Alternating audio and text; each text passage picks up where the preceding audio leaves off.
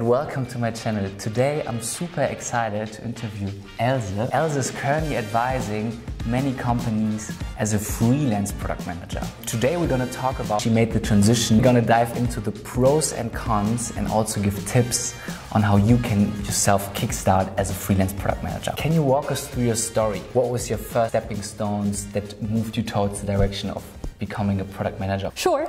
As you mentioned, I studied law. I started in the Netherlands, where I'm from. And then I did my master's and my PhD here in Germany, in Berlin. And already during my bachelor's, I had to have my first job, right? So I started working for public prosecution in the Netherlands. It's a very serious institution. So I was, I guess, 19 or something. You sit down at your desk and you have to just go case by case, but it doesn't really matter whether you're fast or slow because you're never going to catch up. And I remember like really checking the clock every minute, like, can I leave? Can I leave? Can I leave? And it was very, very boring. So then I kind of made a mental note to myself that I should postpone working as long as possible, like keep studying forever. So when I came here to Germany, at some point I finished my master's and I was like, I guess I'll do a PhD now, right? And then a friend of mine was working for a startup called Pay11, which is now SumUp, which you might know. Yeah, for sure. And she was like, hey, we need Dutch people who can pick up the phone and speak Dutch. And I'm like, well, I speak Dutch. So this was another job, and there I worked a couple days a week, and I loved it. I immediately loved it because it was this like fast-paced startup, tech, fun environment. I went from customer success to operations to product, so I kind of grew all the way within that company and figured out that work can be really, really fun. What was your aha moment, like a specific moment where you said, now I would like to transition out of like ops and like customer success? Actually, I transitioned into product management super randomly, but then I really actively transitioned out of it because I kind of misunderstood the role, or So basically I was working for a fintech, which was a company where I was also very happy, very nice people, also in operations, and at some point the head of product left. And there was no head of product, and it was a small company, right? And then the developers kind of went, maybe she can do it. And I was like, yeah, maybe I could do it. So I kind of never was a PM back then. I just jumped into head of product immediately. I was very junior. I was like 25. So I also wanted people to like me and not hate me, ideally. So in the beginning, I took a lot of sales requests and just kind of churned them out, right? So I became a very, very good feature factory. Gotcha. And that started itching at some point, and I started saying, I don't know if anybody's using this stuff, and should we really be doing this? So I started speaking up more and more and pushing back against it, which was of course problematic, as it always is in every organization. And I started saying, I think I should talk to customers. I think maybe we should have data analytics. I think maybe we should track stuff. And then I thought, so product is a stupid job then, right? If this is not what product is, then product is dumb. So I kind of left product and went into venture building because I really liked also having all of these aspects. I didn't want to just build products. I wanted to also understand what sales is doing. I want to know what marketing is doing. I want to understand the P&L. I want to understand like everything. Of the business. Yes, and I felt this way when I was doing products. I was like, I'm just here. I need these pieces because otherwise I'm doing a crappy job over here. And I was told, no, this is your lane. I would like to cycle back because on my channel we help young professionals and students to break into product management. And what is like, if you could go back in time, what is like this one thing you would maybe do differently? My mistake sort of is if I would have looked more outside of my bubble, right? I was very inside my bubble. When you say bubble, what this what little do you mean? feature factory kind of way of working. With your engineers and your designers and and it's super common, right? I feel like in Germany at least like 80% of startups actually work this way, or of companies. It's only few who get it right, don't do outcome-driven working or evidence-based ways of working at all. When you mean outcome, you mean like more metric versus like the outcome, like the features, but rather like what the feature should produce. Output, exactly. And that is something like if I would have read a book, right? Or like now there's a lot of content out there on LinkedIn, on podcasts. Like Lenny Rachitsky does a great podcast. So there's a lot of stuff out there. Which also, by the way, Else does amazing content. Also on LinkedIn, you should definitely follow her. There's the link in the description below. Sorry for interrupting. Yeah, it's a good interruption. Yes, I also have a Substack, by the way. Yes. To sum up, when you start out as a product manager, think outcome first versus output.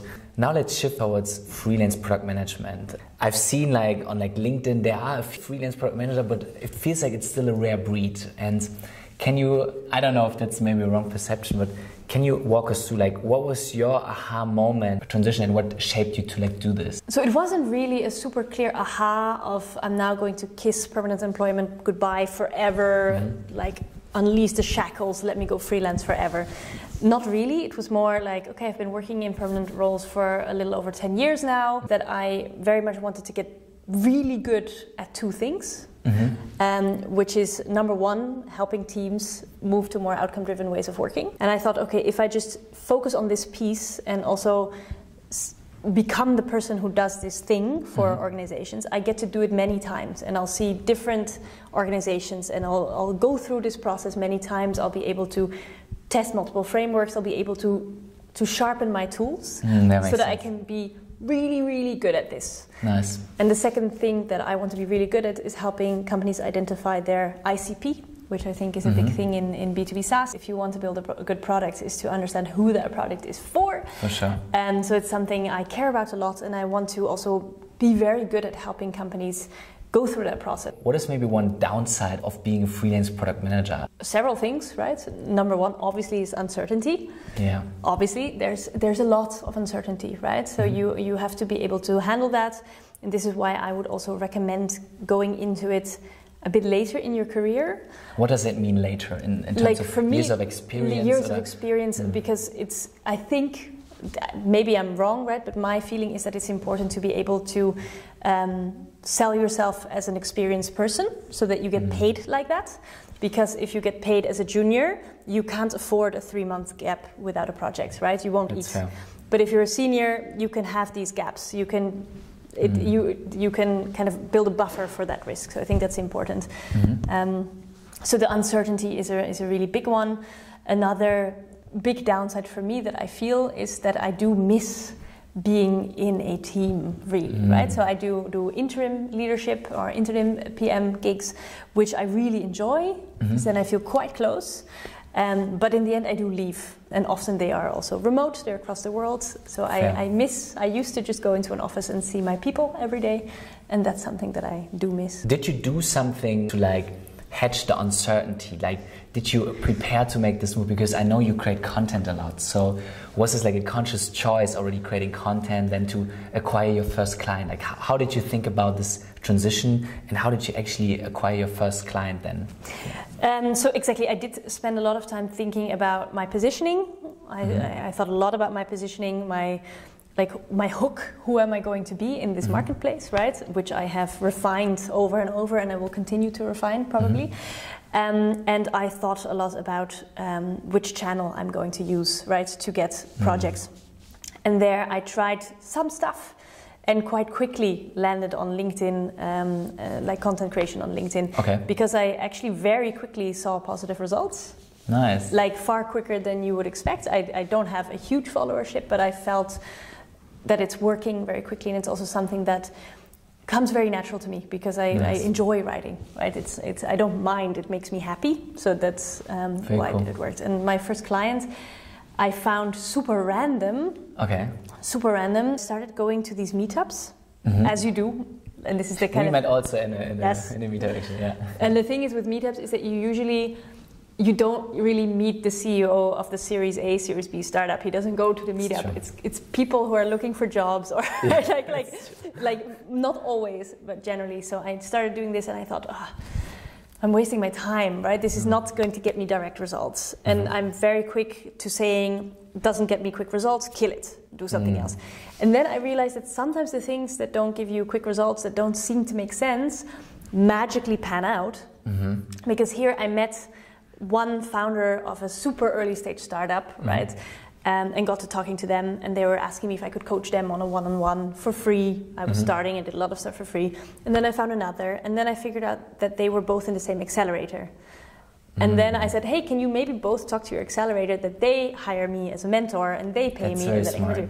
So this was really random, and so it was also this thing that I thought didn't work, ended up working. Amazing. So just to sum up, so you went proactively to meetups, you created content, and then serendipitously introduce them to other contexts, right? Yeah. And I think it's also very smart, like when you have the first client, then to kind of ask, like, where's my next client based on this client, right? Because they're in an ecosystem where there's more demand for this. Yeah, but they didn't pay me, right? The first 2 people I took, they couldn't pay me, so they just got me to their accelerator, which was their first client. I could imagine like to like do something for free and it takes a lot of time. Maybe it's like not the quick result, right? It's like how did you think about this? Like, did you really then use this as a testimonial, or did you just want to show goodwill? Point also, I did not have any paid jobs, right? So I had a lot of time to experiment, right? So it was fine. Yeah. And also I needed to hone my skill. So it was practice for me, like a totally viable practice ground. Yeah. I did a lot of things that don't make sense in the beginning. Do things that don't scare, right? But also I did things that are just wrong. Right? Okay. like I wasted money, I wasted effort. Of course, everybody does, because you're trying a bunch of stuff. I spoke to a friend of mine who's a much bigger LinkedIn influencer than I am. And she said she's still wasting a lot of money on experiments that fail. Of course, we experiment, we try things, and a lot of things don't work. Now, I must say, all of my clients come through LinkedIn. Crazy. That's incredible, honestly. Yeah. Yeah. And there it was funny, because there, when I had my first intro call with that accelerator, I had just started on LinkedIn, but I just posted something that had 20 likes, which for me then was a lot.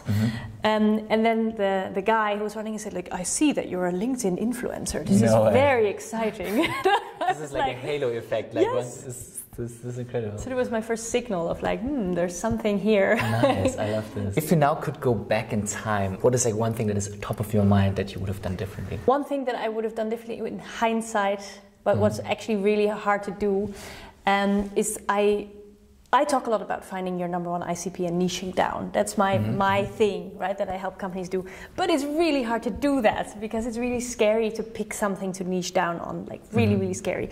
And I started quite broad. I just said I'm an interim product person, right? And I was scared to niche myself down. Why? And I think that's also wrong and not wrong at the same time, because I feel like I would have been more successful if I would have niched down. However, I would have potentially niched down on the wrong thing, because I didn't have learnings yet. So potentially I needed to go out very broad in the beginning to kind of capture learnings. To figure out where does it resonate, what works. Makes a lot of Another sense. thing is that I went out with what I thought companies needed, based on my experience for the last 10 years in permanent employment.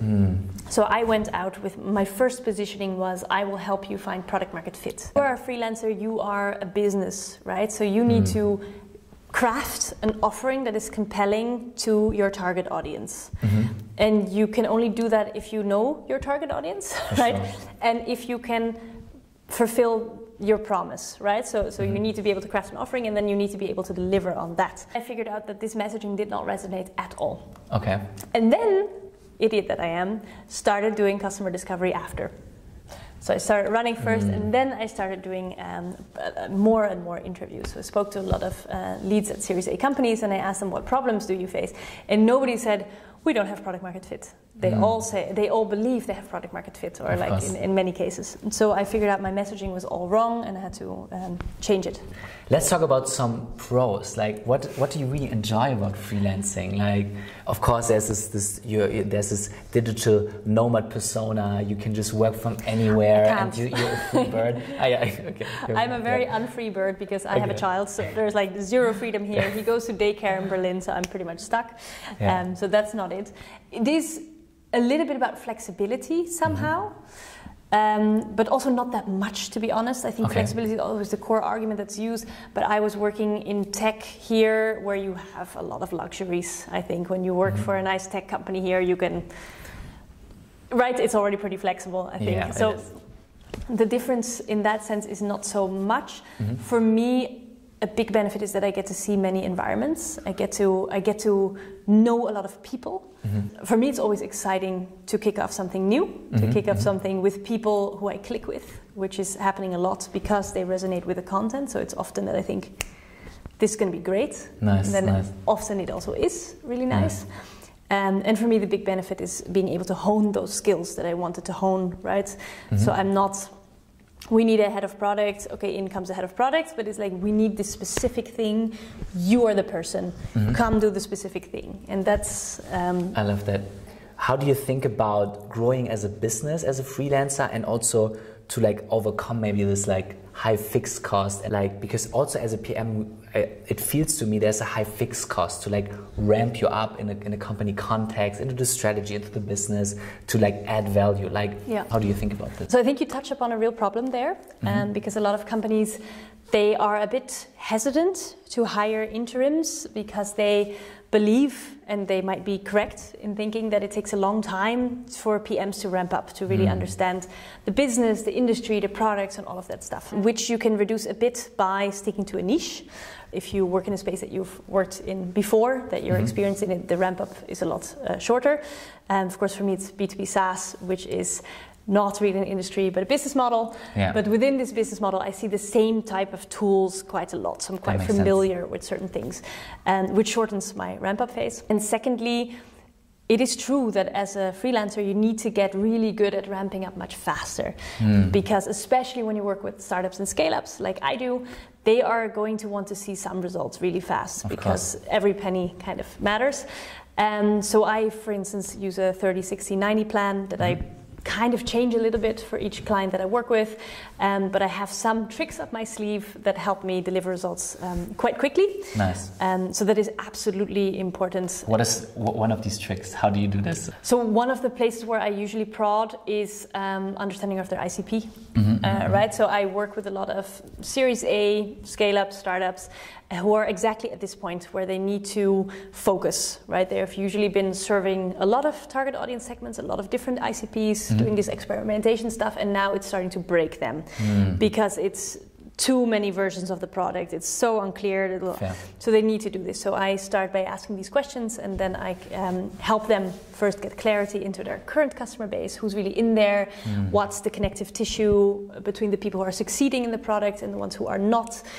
So basically do a data dive with them, go into the marketing data, the sales data, the product data. I love that. And also do alignment sessions with the entire leadership team so that everybody is facing in the same direction. Like value doesn't necessarily mean like dollars, right? So that shows like I bring in after 30 days like X amount of dollars because of this product change or something, but it's rather like really take leadership and also showing the perception of value, right? But I mean, this is not only perception, this is like real data that they didn't have before that they can now use, right? So it's perceived value in the end, right? It is very hard to say, look, I'm going to start and within 30 days I'll earn you, I'll double your revenue. It's crazy, You can't, because also when you begin, you don't know yet what you will be stepping into, and there's a lot of foundational work to be doing. Thanks for sharing that. Sum it up, what is this one advice? Now we touched upon different elements of content and going to meetups, and what is the best advice you can give someone that wants to kickstart their career as a freelance product manager? Yeah, I think what's important to realize that right now, the labor market for product managers is not great. There are a lot of very, very talented senior product people on the market right now due to layoffs, etc., and there's not that many jobs. So before you make any moves, consider that. Secondly, I think it is very important to think about, well, you can't just rock up and go, I do product management. Does anyone need a product manager? I'm a product manager, right? You're going to need to craft a very specific offering that resonates with your target audience. So you need to think about your target audience, and you need to do the work to understand what they're looking for, what they care about. So this is a lot of hard work, a lot of refining, and don't expect that to be easy. Fair. Thank you so much, Else, for all these learnings. Don't forget to hit the subscribe button and also follow Else on LinkedIn and also on her Substack. She shares really cool content about B2B and like how to shift your mindset from an output towards an outcome-driven culture, and also to find the right ICP. See you next time. Bye. Thank you. Nice. Okay, now we got it. I think, let's see.